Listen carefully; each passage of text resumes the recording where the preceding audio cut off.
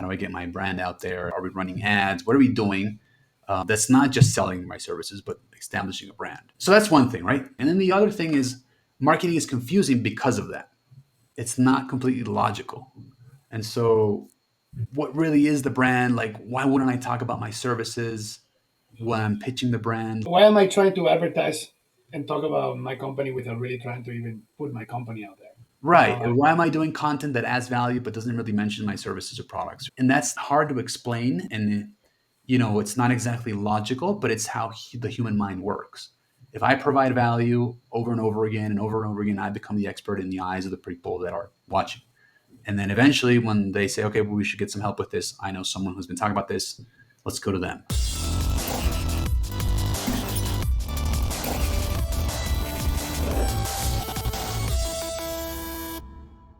You're about to hear a conversation between two agency owners who collectively have over 30 years of experience helping brands sell millions of dollars. Enjoy the episode. marketing emotion right now, I have, I mean, this week is Super Bowl here Mm, in the States. Huge advertisement budgets, huge advertisement, like just, I think like the most expensive seats are like $25,000. So I know it, incredible. Um, a lot of advertising. This is where the big boys in advertisement bring their game, and then this is yeah. this just falls into it. So I was I really got into like, okay, so what are the predictions for the Super Bowl? Who do you think is going to be, who's going to be doing great? There's a lot of leaks behind. Right before it used to be like, you know, when Apple came out in like the 1994 commercial, that was just like one day they put it on there and everybody saw it and they were like, whoa, it blew my mind. Now they do leak a lot of those advertisements beforehand so that people can see. So there's a new launch for a new product from Doritos. Doritos always have something there. So there is that. Yeah. I don't know. I just wanted to bring out to the attention that's happening. The other thing that I wanted to bring to the attention was a technique that, I mean, it works really well. Influencers use it when they are, you know, the whole concept of me putting myself in somebody's shoes. And I was just thinking of an old commercial from a company called the Men's Warehouse, where the owner used to like have a commercial would be like, um, a girlfriend comes into our door and she's like, "Hey, I'm looking to get my boyfriend something nice and cool, but I don't really know much about shopping for men clothes." So, we take the time to tell them, well, every man in their apparel needs to have, something like a nice button down shirt, a nice, tie that matches a lot of things. It's difficult because of suits, but you can have a shirt. And then he's saying, at the end, he pretty much, goes into him. He's like, what, our best important piece is that the person is very well informed and that they go out and then they give the confidence that they're looking for.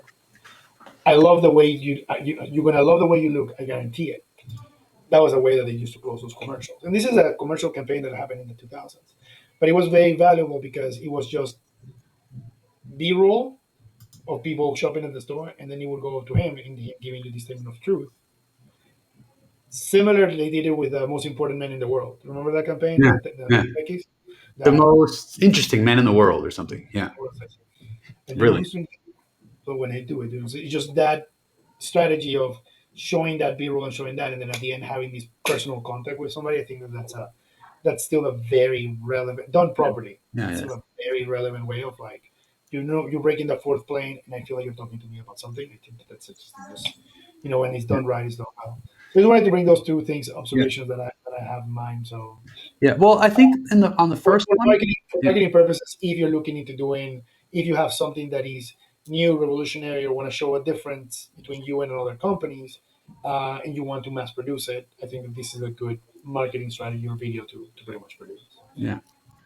Yeah, I was gonna say that I think it's probably never, like, usually not a good idea to be an absolutist on things. And I think Sure. if people say in marketing specifically, right, like if people say like, "Oh, TV doesn't work," or "This doesn't work," or direct mail doesn't work, I really, really think it's more like how good are you at executing on that? And yeah, and I think the Super Bowl is super expensive, right? Like these are millions of dollars, just for the spot, and millions of dollars maybe in production value. Um, but I think people need to measure things versus what they're getting, right? Versus the value they're getting. So I think if you do a Super Bowl ad, like those are commercials people actually want to see, right? Like the people are gonna go on YouTube later and try and find them, or they're gonna stay at the halftime show and try and see what are the commercials. I want to see them. Like they've become part of the culture, and so it would make a lot more sense to say I'm gonna not gonna run commercials all year long. I'm gonna run Super Bowl ads, and I'm gonna use the budget in that one spot because that's the commercial everybody actually wants to see. Versus like the spot at 12 a.m., midnight or something else where you're running the ad. Very few people are seeing it. The people are watching their show, and then the minute the ad comes on, they go on their cell phone, they do something else. They go to the bathroom, they switch the channel.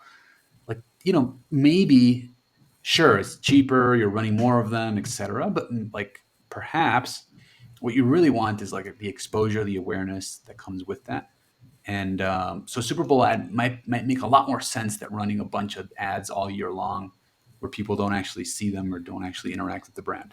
So And you do have that captivating audience no matter what, is what you're pretty much saying. yeah, yeah, like they're going to see You it. have to deliver, baby. You have Yeah, to deliver. of People course, of share. course. If your Super Bowl ad sucks, like you're not going to go anywhere.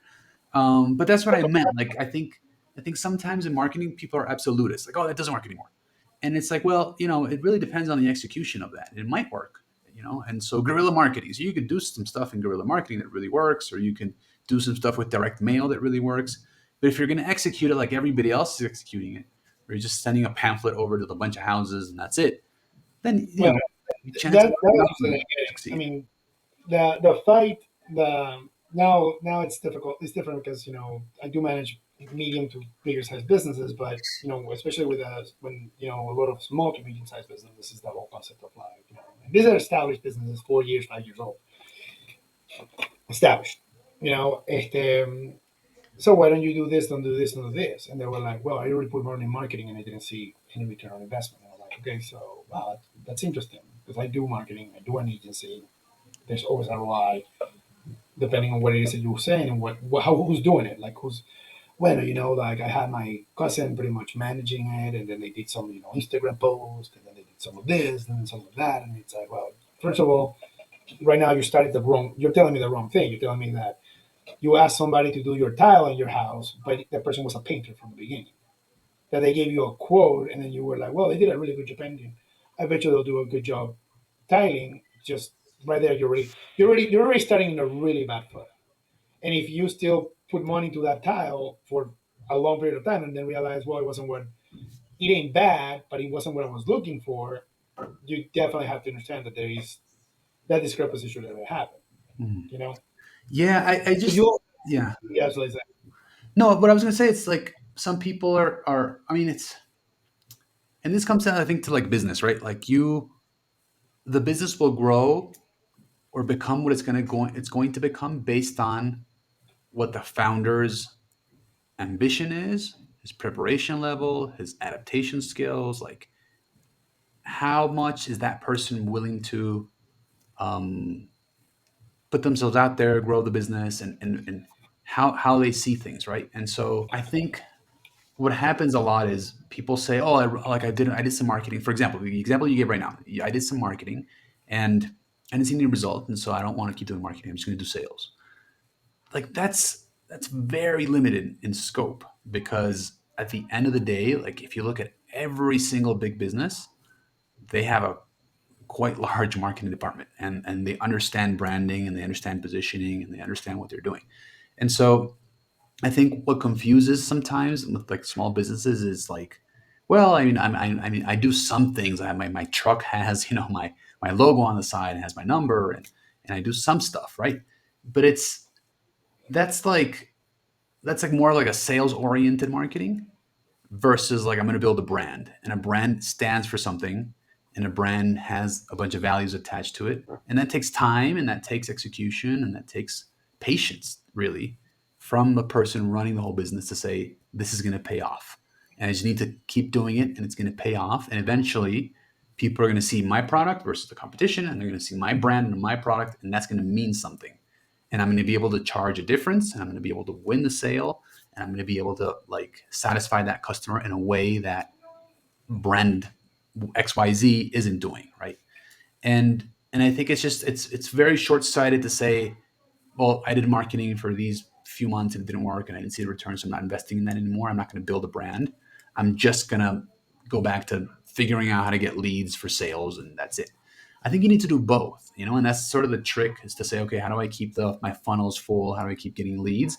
But also, how do I build a brand? Because the more you build a brand, the easier this funnel So and this lead one, gets. Yeah. yeah, it's the building. It's building a, to say the mousetrap. It's just like you're Yeah. building a you're building it. More people know about it and all that stuff. I mean, I'm giving you like, I think that the small business pain, which is like, yeah, so $1,000 in marketing would be, I could use that $1,000 for a new insert service or a new insert person or new. Mhm. It's like, well, yeah, but you're also giving, you're giving, who are you giving those $1,000 to? You're giving this $1,000 to, somebody who's the owner of the company who can stand on the in the soapbox and really do a good job selling it, or you're just giving it to the intern who should just feel it's valued enough to do this because you're not giving it the correct value or approach or the right strategy. Yeah, I mean that is a very big growing pain, and I have had plenty of conversations in my in my day about with respect to that. It's like, so it's Yes. what is it? It's like, you know you give a basketball to Michael Jordan or you give a basketball to a 9-year-old. Yeah, the 9-year-old will make some baskets. Michael Jordan would not only make those baskets, but would also make him leading a team, trying to win. Like you have this just level of it's not the basketball per se. Yeah, It's yeah, of pretty much course. the ability of Yeah. right. Yeah, and you know what I was going to say that it seems like the the the trick is to try and do both. But I think sometimes people think branding is just can only be done sort of before the sale gets made. So I'm raising awareness.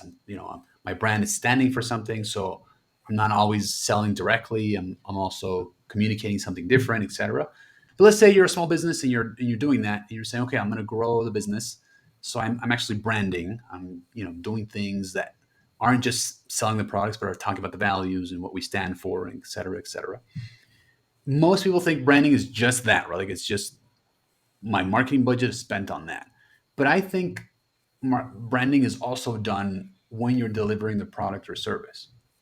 And so if let's say, you're a company that delivers a service, you're a consulting firm, like a big part of the branding can be done while you're tending to the client, while you're in the meetings with the client, while the client is experiencing the service you provide. That's all branding too. It's just we tend to think, no, no, no, I need I need a big budget so I can brand it. But you can actually brand it within the service you're giving. And I think that's where it gets interesting because there's a lot of things you can do for free that make you different, exceptional, make people want to talk about you, make people want to recommend you to others, and that's all branding, right? Like that's all. And you have to make sure that whenever you're presenting, like you just keep that in mind. Like, okay, how am I positioning the brand? How am I making sure that they feel like it's the brand and not just me, the person, but the company? And I think if I were to tell a small business like, look, this is how you can grow, um, I'd go there first because that's where the cheapest option is. Like you can let's keep bringing in leads in your funnel, but then let's build your brand within the service you're giving. So if you're out cleaning pools, that's the business. Okay, cool. Like let's do that. But then like, how do we make that exceptional? How do we make that so that people remember the brand? Does the guy show up dressed as a regular pool person, or is it like are we dressing him differently or her differently? You know what I mean? Like there are a bunch of It little kind of funny, like the person like dresses up with like frog ears or something. right. No, and that's all branding. Like that's all like you're standing for something and you're representing something, and then like it's just easier to remember if you're exceptional. If you Which show up dressed like a frog to clean up the pool, then people remember. Oh, that's the frog company. It's the frog company. maybe yeah, that's too weird. That's too weird for me in my taste. You want to Right. feed somebody. Some people might just really enjoy that because it's Right. Right. Or kids or whatever. yeah, or Yeah. and maybe you brand it all within that scope, and then you make your service exceptional within that range. And I think that's how you start doing branding without having to spend a bunch of money on outside branding, right? Like then that comes when you have more clients and everything. Then you do need to spend more money on the general brand awareness. How do I get my brand out there? Are we, what are we running ads? What are we doing? That's not just selling my services, but establishing a brand. And so it's I think so. That's one thing, right? Like that's one thing. And then the other thing is marketing is confusing because of that. Marketing is confusing because it's not completely logical. And so, you say like, oh, well, what really is the brand? Like, why wouldn't I talk about my services when I'm pitching the brand? Like, because, Why am I trying to advertise and talk about my company without really trying to even put my company out there? right. Like, And why am I doing content that adds value but doesn't really mention my services or products, or like doesn't drive the sale home? And that part is hard to explain, and it's not exactly logical, but it's how the human mind works. If I provide value over and over again and over and over again, I become the expert in the eyes of the people that are watching. And then eventually, when they say, okay, well, we should get some help with this, I know someone who's been talking about this, let's go to them, right? That's just the way it works. Versus, oh, this guy's always chasing me, he's always trying to sell me something. It's spam. It's the guy in the corner trying to sell, cupcakes, and having people go like, oh, come into the store, and you see the store and it's empty, and you're like, oh, I don't really want to go in there. You know what I mean? no, Like it's yeah, counterintuitive in that sense. no, I definitely see a lot of the paradox of like marketing and all stuff, especially because you can work and do great content and put it out there, but then there's no reaction, and also you put a puppy dancing, and it's like, oh my god, like take the internet, Yeah. so Yeah, but the trick is to try and like match the puppy dancing, whatever with what you're doing and with your brand, and you know, yeah, try to bring it always home. Try to bring it always home. yeah, But yeah. Try to be contextual without being salesy, because nobody likes to the be sold to. the other thing that I've kind of shared with you was that happy healthy parent Hmm. uh, brand.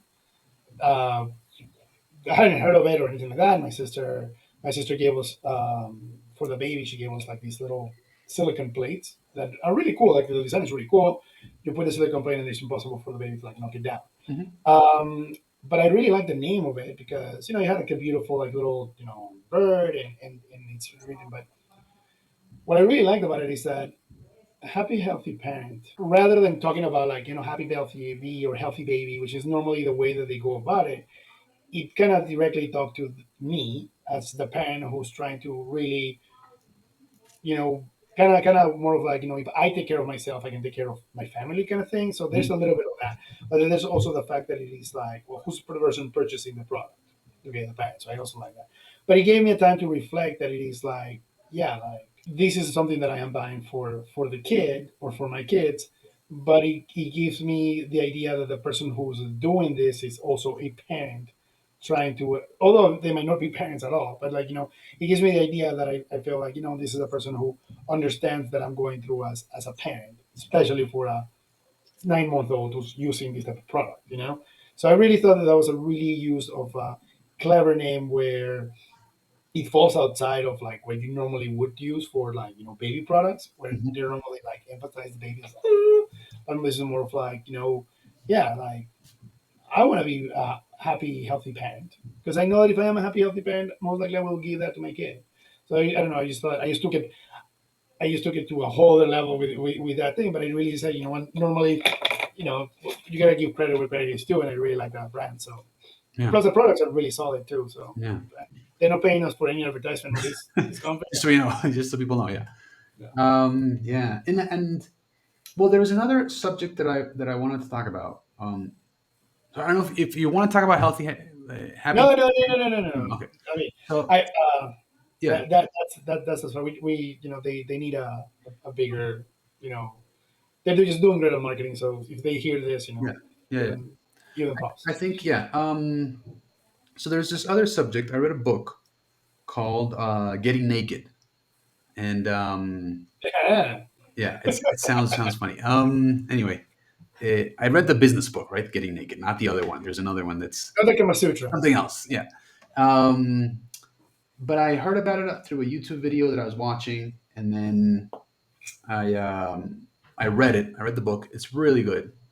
I think towards the end it gets a little repetitive and like this, got a little like impatient towards the end. But the general concept is really interesting, man, because it basically talks about how being vulnerable is actually something that allows you to execute and to keep clients and to grow a business in a way where if you're not vulnerable, you can't do that. And it's basically the story of a consultant that where their consulting firm buys a smaller consulting firm, and then when he goes to check on them and see like what they're up to, how are they going to integrate into the big one, they noticed a bunch of different like ways of operating that make them more vulnerable, but also make them a lot stronger in terms of client retention, in terms of enjoying their job, in terms of being able to quote higher prices, being more profitable. And so he was just dumbfounded, right? That the whole premise of the book is the person is dumbfounded by the fact that, like, wow, how are they doing this? And it's just really interesting, man. It's really interesting because I think it's like what we were talking before about how marketing is sort of counterintuitive and you need to do all these things that aren't really selling the product, but they are selling the product in the end. But then you can't really measure them as clearly as you would want because a lot of it is happening in the person's head and not exactly on analytics. So it's super confusing sometimes, right? In this book I think touches on the more human aspects of doing business, right? And it's called Getting Naked because it's the whole premise is you need to be more vulnerable with your clients, like you need So to it's admit.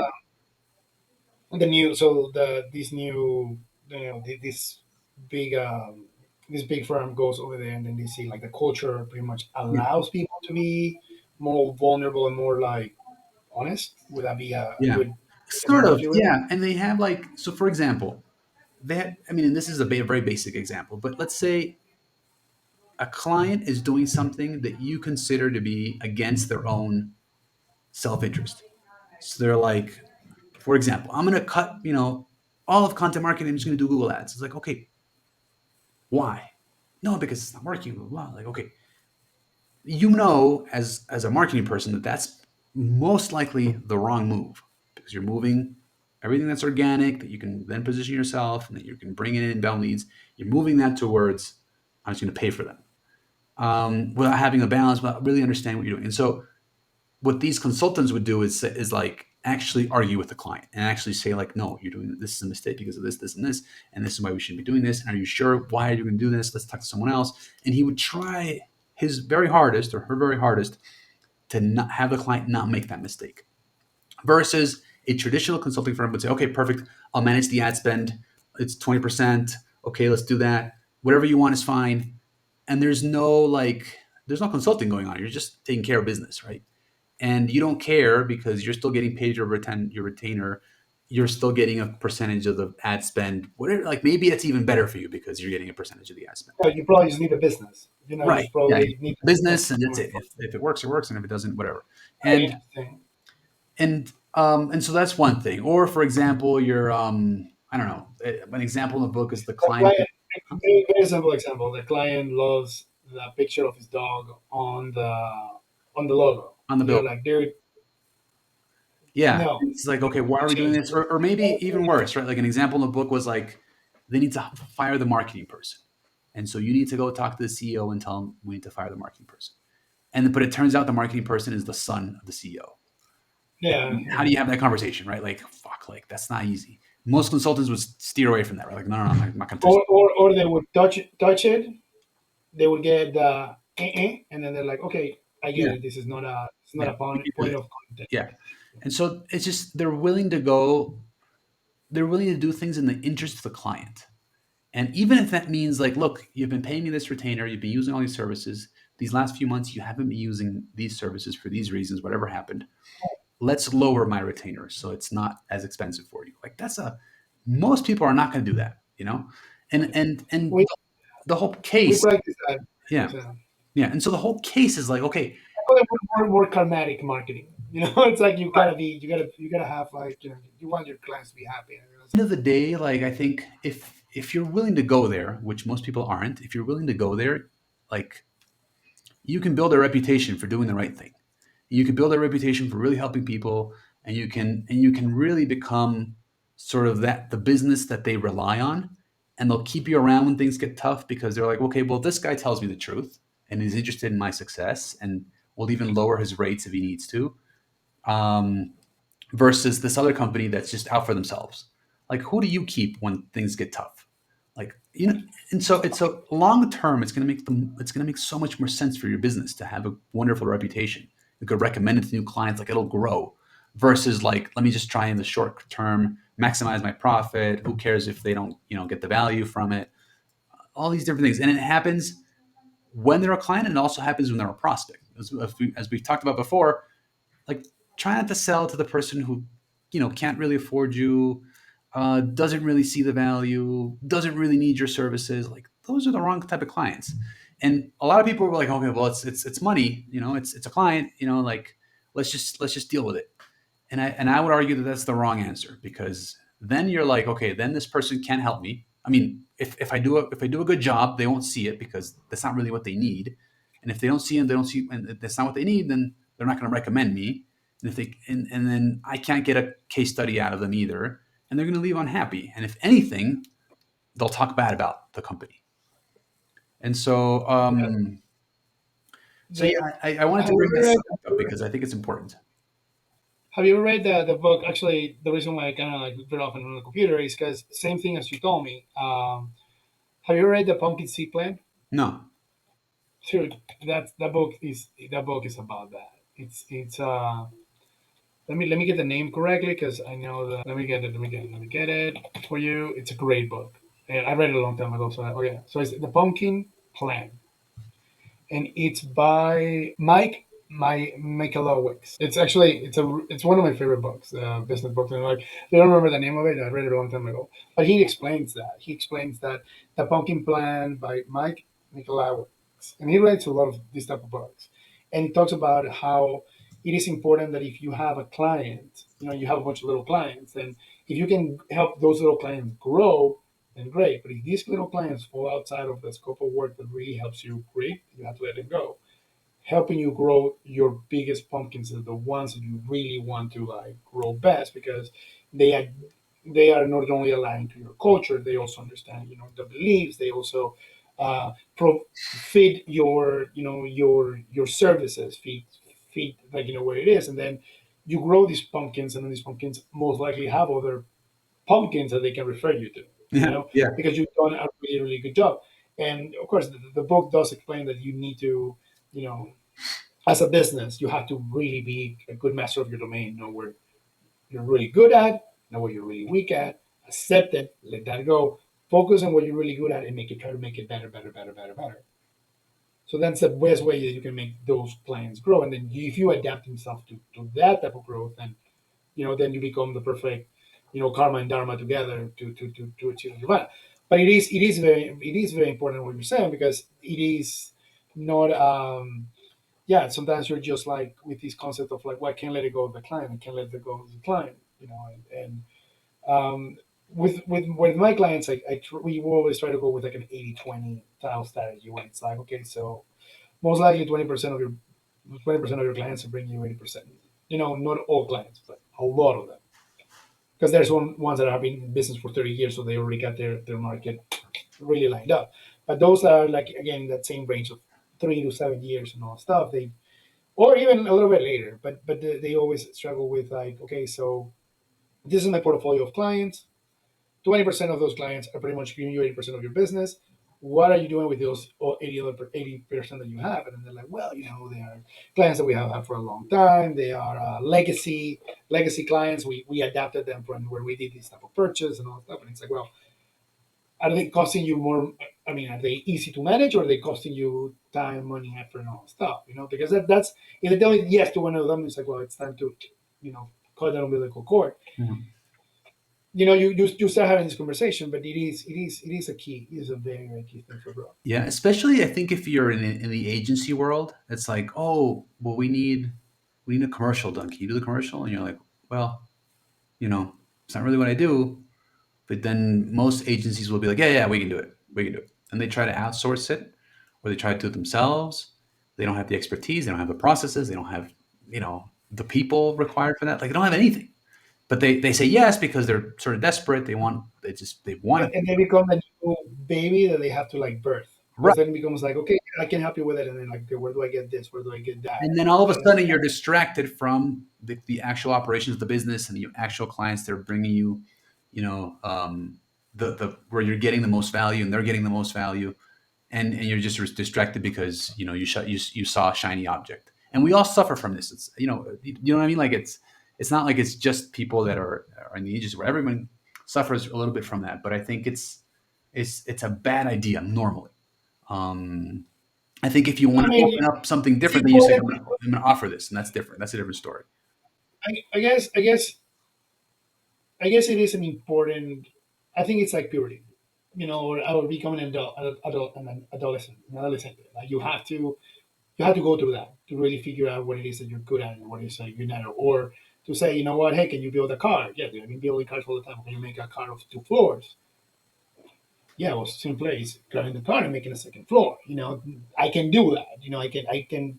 Let me see how I can tell my team to figure it out, and then that's when you understand that, like, making a 2 floor car was much much harder than expected.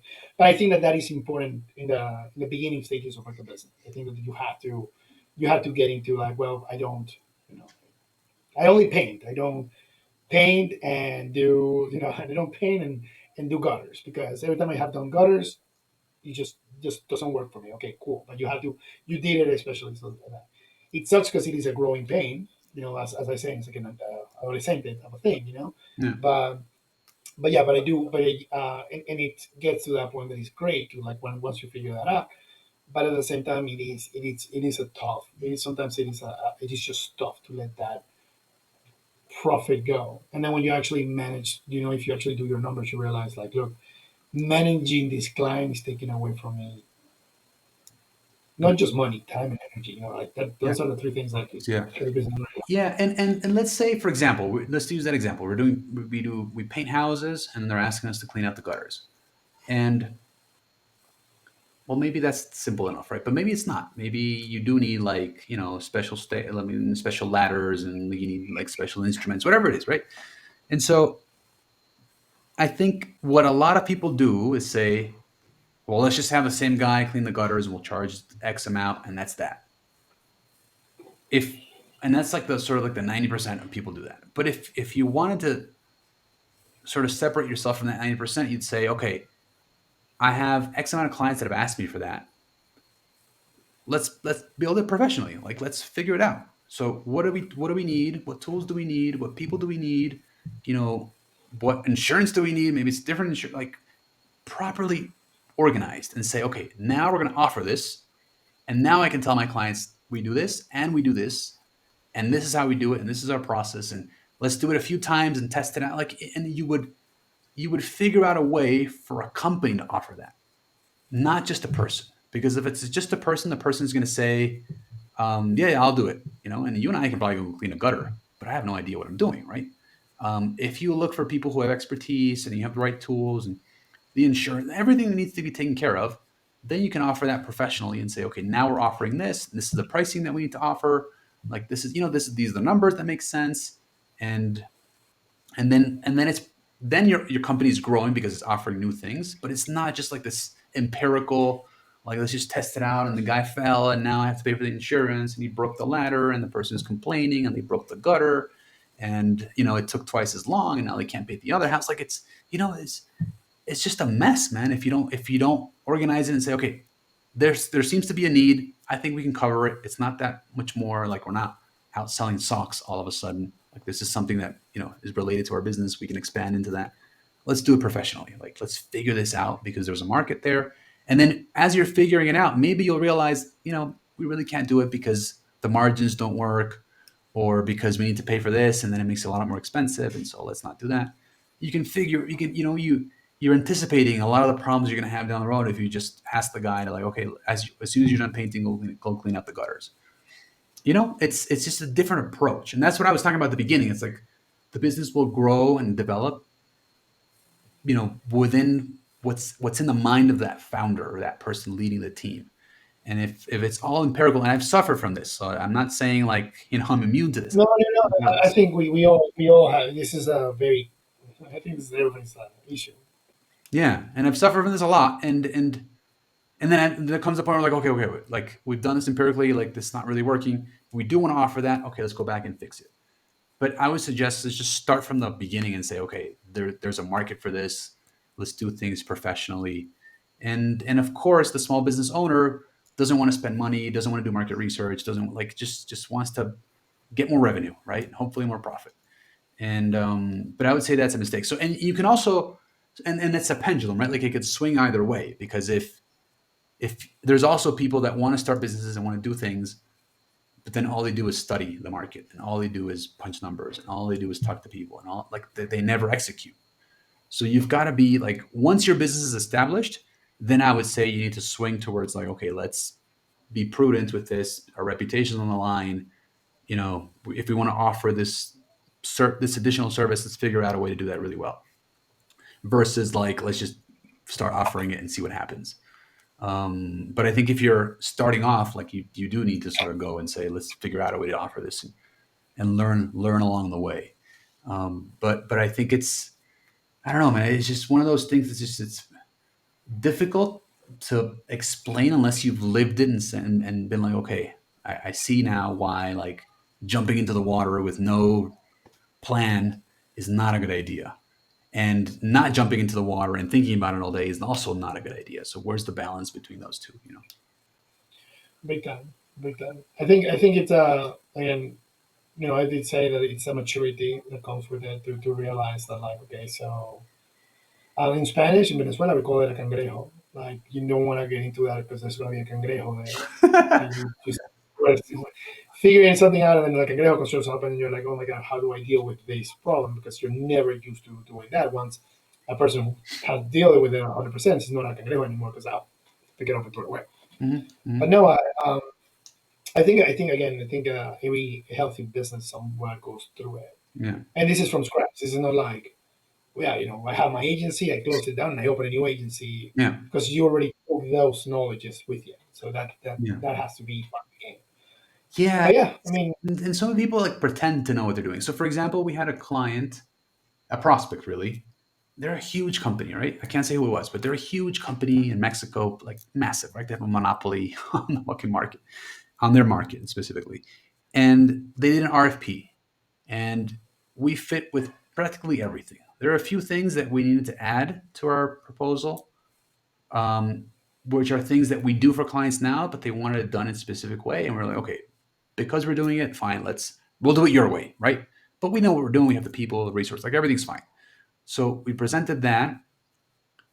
Um, I think we were among the last two or three that were going to get chosen. And then midway through, they're like, okay, no, no, wait, we want to do a different RFP. We're going to do something else. Like it's everything you quoted us, plus we want you to do this, and this. All this technical work, all this additional work. And then it starts to fall out of our scope. Then now that they've added this new stuff, it's like, okay, well, I don't really do that, right? Um, and this is like a huge contract, but we basically had to bow out and say, look, we can't like, it's going to be, it doesn't really fit our business. We can, of all the things you want to do, we can do 80%, but that other 20 we can't. Um, did you ask and if they did you get a chance to ask if they really needed that other 20%, or it was just some internal person just throwing more? no, I think it was, they all agreed that it was like, look, we need someone to handle everything. We want one point of contact. We don't want, like, it's very, very typical.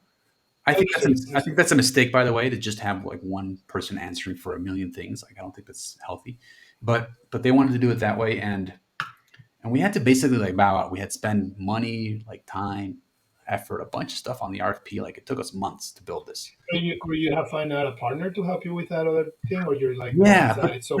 but we didn't have that partner, and so like it was like it's No, no, I get you completely. I yeah actually been in the same situation where like CEO gives project to group and say, look, I need a blue donkey that likes to drink water in the afternoon. Send that proposal, send everybody sending, everybody sending getting the blue donkeys to send in the afternoon. You have all this up to this thing, and then the client, and then the CEO says. Okay, thank you very much. Take it to the rest of the board, the rest of the team, and say, hey, this is what we asked. We asked a blue donkey that drinks water in the afternoon, and this project is going ahead and all that stuff. Any feedback that we need needs to be done now. And then somebody's like, well, a blue donkey that drinks it, but what would be great if it has a carriage. Why would we need the carriage? Well, you sometimes you need a carriage, so why not? Add it to the mix. So there was no real need for carriage, but they just threw all this thing out there to some people to make a decision. They decide, well, you know what? If we already wish this much, let's see if they throw the carriage in there. And then you fell off of that packet because they really needed the carriage. So my question is, did they need the carriage, or was this like one of those things that you were like, Oh, I dude, think that. we're already in the 11th hour. We're already in the 11th hour, and you're asking if we have a carriage? Because I'm telling you, that is so bored. That is such a board of directors Yeah, yeah, thing. yeah, yeah. I think they wanted the blue donkey that drank water, and then they were like, it'd be cool too if this donkey could fly, and if it could fly to a few different places, that would make our lives easier because then we just ask it to fly. And and sure, like, and so you know what I mean? Like they're just asking. Like I'm sure they need the donkey to fly from one place to the other, but it's they like it's just now you're asking for Superman, right? You want someone who can fly and fight and burn things with their eyes. You're asking for like this clown of mix of things where the agency or the company saying I can do all those things is most likely lying to you. They're most likely saying we'll figure it out as we go along because the contract is The so donkey doesn't fly. The donkey gets in a helicopter and flies. right. Well, that's what I was going to ask you about, but hey, technically it does. Yeah, yeah, no, Yeah, big time, big time. you know what I mean? I stopped doing, yeah, dude. I stopped doing after I left Sachi in China, like whatever. I hadn't worked for an agency until my agency until Create. But from Create days, I don't like going to pitches. I don't like going to pitches because I think we're too small, especially for the type of business and the type of relationship that we're looking for, which is like, look, we're more of a plug and play. Like you need the marketing need, and then we can satisfy you this way, this way, this way. So I'm very comfortable with my skin now. But before, when we used to do pitches, it would be about that, and it would be a lot of money, work, effort, finding the right partners, creating the deck, and all that stuff to all of a sudden get caught with. And how much did they say they can do all this for? Yeah. And so it feels like Or, yeah. or yeah, And then what they're really doing is they're saying, okay, well, I need someone who can come and clean the office, also do the marketing, help me with sales, figure out how to do the invoices. Like you know what I mean? And then, but I want one supplier. Like I want one person, one company that does all that because I only want to talk to one person and I want them to be in charge. And like it's fine if it's like okay, let's do have someone who could do all the content or all the marketing. That's fine. But this is like now we want this, now we want that, and it just becomes this thing where no company really on earth or most like 99.9% of companies don't really fit that bill. And some companies are gonna be like, I can do the cleaning of the office, but I can't really do the invoicing. And they're like, no, I want someone who does everything. And then these big, these agencies, they'll come in and say, "Oh, we can do that. We have a company that does this, and then we'll do this, and we'll grab people from here." But they're really putting together like this, dinosaur slash dragon together to try and satisfy. it's a Frankenstein that came out of the It's a middle, not Frankenstein. That's a. the word. That's a Frankenstein that they're building for No, no, you. Is that really going to work? Like, is that really going to, drive and, results? and the saddest thing is that after working so long for big corporations, like most likely, you normally don't deal with just one person. Of course. Like Romulo is the face of the company on behalf of insert agency here.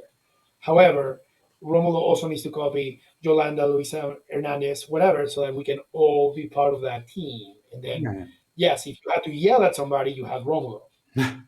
But at the same time, like you do know that the work comes across many different levels, and you know that since it's a Frankenstein, my team needs to cross that bridge to talk to that team. Although you if you have a right partners, things work very well, very Yeah, yeah, of nicely. course. Well, I mean, and I don't think it's just one person. I think it's one company. They want someone to be responsible for the whole Yeah, thing. That's fine. It's just I'm not criticizing. I'm just saying like does that really work? And when you assign so many different areas to so many to one company, are you really getting the most value out of that like that contract that you're signing, because Yeah. it's in my experience, like it's the guy's really good at running, but you're asking the person to swim and also hike and also play football and also like all these different things. And so like they're not going to be great at everything. And sure, it's more work for you. If you did it the other way, you'd have to talk to a bunch of people and a bunch of companies and have them I, collaborate and everything. I understand that, but it just feels like it normally, in my experience, doesn't really work. It doesn't work. They're not satisfied, and it then does. they go back to the other model. The best way is the other model, but you have somebody who's a specialist on managing, who is very well versed on the subject matter since marketing. Is a very good marketing person who has worked a lot managing other agencies, and that person can put together what it is that you need, get the expertise from other agencies, and then try to put it together and say, okay, look, everybody's here, we're working as a team. I am going to request things from you, request things from you, request things from you. You specialize in this, you specialize in this, and you specialize in this. When you bring me the stuff in the menu, we'll put it together. But I'm the person who's responsible for making that happen. So then it doesn't become agency delivering to client. It's more of client managing agency to receive what it is that they need. That is probably like the best, Yeah. the best of both worlds. That's actually that's the one that I see that fits the best the most. Yeah, and I think what people are afraid of is this agency is going to start blaming the other one, and I'm not going to know like who, like no one's responsible. But I think that that happens if you're hiring like B players or like you know not top level agencies. You're hiring like an agency that maybe does everything, and like you're asking them to do one thing, and then yeah, sure. And also if you don't know the subject matter really well, then they'll confuse you. Like, no, that's responsibility of this person, or this agency didn't give me the copy that we needed. It just becomes this whole thing. And I think that's what people are afraid of. And that's why they're like, one responsible. Anyway, so so that happened to us. And going back to the original thought was we had to bow out and say, look, we're not the right company for that. But I think in the mind of the person that was running the whole RFP process and was the person who was going to hire the company, I think we're positioned for the long term. Like I think he knows that if he comes to us, we'll tell him the truth. We'll say we're not really the right company for that, or we'll say, yes, we can help you with that, and he'll believe us. So sure, we didn't sign a contract last year, but I'm sure we're positioned for the future. It comes down to that episode that we talked about of the whole piece buying for plumber, and you Mm-hmm. say, look, I can buy you this one, which is more expensive and better, but you really don't need it. And this is what's going to be this is going to be the really end cost of it. Mm-hmm. And just being that honest like brings you more business and it just gives you Yeah. yes. Yeah. I think give it a year. The most likely they'll come back to you. Yeah. Who knows? And that's how I've seen this world work. Like when you're honest and you give like, look, this is me. This is the best that I can do. This is the truth of the mess. I don't matter. Like, yeah, No, they'll and, come back and to you. and you know what? Even if they don't come back in a year, let's say they never become a client, we saved ourselves from having to like figure out a way to deliver something we don't know how to do or aren't built to do. And we've saved ourselves. Sure, we didn't get the money, we didn't sell that, but we saved ourselves all the time and energy. We don't lose focus with our current clients. We don't hire people that aren't really part of the team. We don't ruin our reputation with that company that can then tell another company that we did a lousy job. Like we saved ourselves a bunch of headaches. Sure, I mean I understand people who are starting off say I don't have that luxury. I need to say yes to everything. That's debatable. But once you're established and you have your company going and you have things that are happening, like you can be selective. You don't have to necessarily like you know Gotta let it go, man. Gotta let it go to get more headspace.